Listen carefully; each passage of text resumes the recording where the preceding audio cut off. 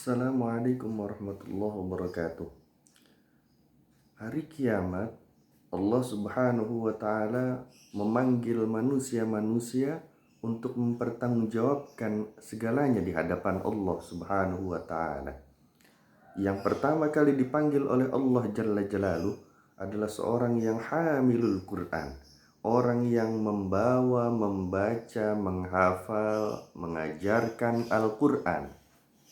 Maka ketika dipanggil orang itu, Allah Subhanahu wa Ta'ala berfirman kepadanya, "Wahai hambaku, bukankah aku telah turunkan Al-Quran, telah mengajarkan Quran kepadamu yang telah kuturunkan kepada utusanku?" "Bala ya Rabb," hamba itu menjawab, "Betul wahai Allah." "Maka apa yang kau lakukan terhadap Al-Quran tersebut?" Kemudian hamba itu menjawab, "Ya Allah, aku membaca Quran tersebut, ku hafalkan ya Allah, ku ajarkan ya Allah, dan aku mengamalkan Al-Quran tersebut hanya karena Engkau ya Allah." Maka kemudian Allah berfirman kepadanya, "Kadzabta, dusta engkau, bohong kamu." Dan bergemuruhlah suara malaikat-malaikat seluruhnya, mereka semua bersaksi di hadapan Allah, "Kadzabta, bohong kamu." Orang ini keheranan. Bahkan para malaikat pun ikut bersaksi bahwa dirinya disebut sebagai pembohong besar. Kemudian Allah Subhanahu wa Ta'ala berfirman kembali kepadanya, "Akan tetapi kau baca itu Quran agar kau disebut sebagai qori. Kau hafalkan itu Quran agar kau dipandang dan dipanggil sebagai hafiz. Kau ajarkan Quran agar kau dipanggil sebagai orang yang alim, berilmu terhadap Al-Quran. Dan itu semua sudah kuberikan ketika di dunia. Tiada lagi nasibmu di akhirat sini." Kemudian Allah memanggil malaikat Zabaniyah, seret ke neraka jahanam. Na'udzubillahi min dzalik.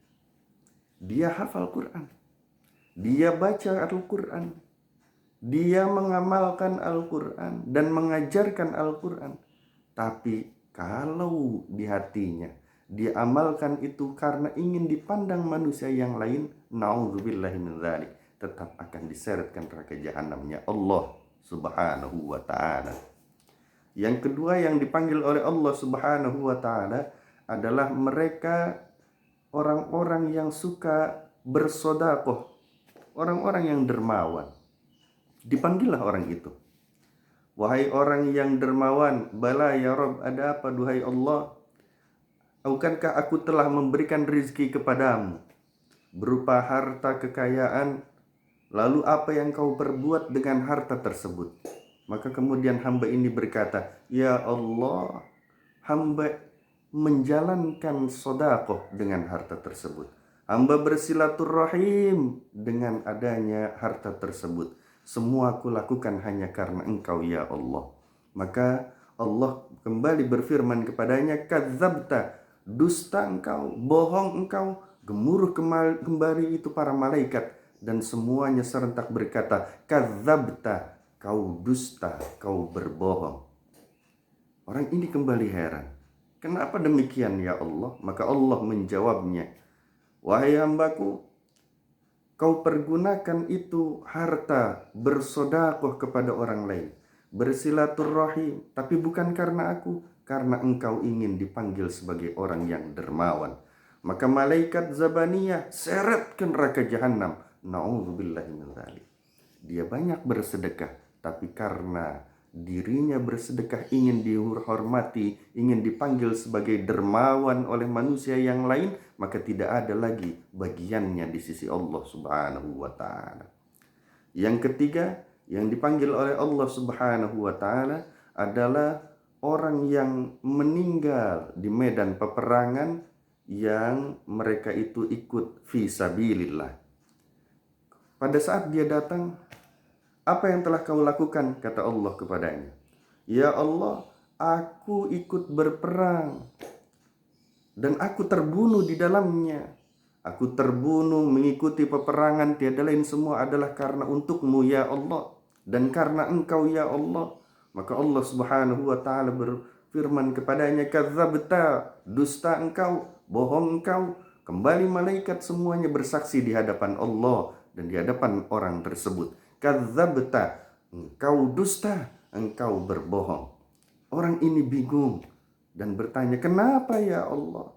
Maka Allah menjelaskan kepadanya, akan tetapi kau ikut berperang, kau terbunuh bukan karena aku, tapi kau ikut berperang dan terbunuh itu karena kau ingin dipanggil sebagai syuja, orang yang pemberani, orang yang mati di jalan Allah, orang yang sebagai pahlawan. Kau ingin kedudukan di sisi manusia, dihormati, dikenang oleh manusia. Bukan, kau bukan karena aku berperangnya. Bahkan kau mati di dalam peperangan tersebut bukan mencari keridhaanku. Maka malaikat Zabaniyah seret dia ke neraka jahanam. Na'udzubillahi min dzalik.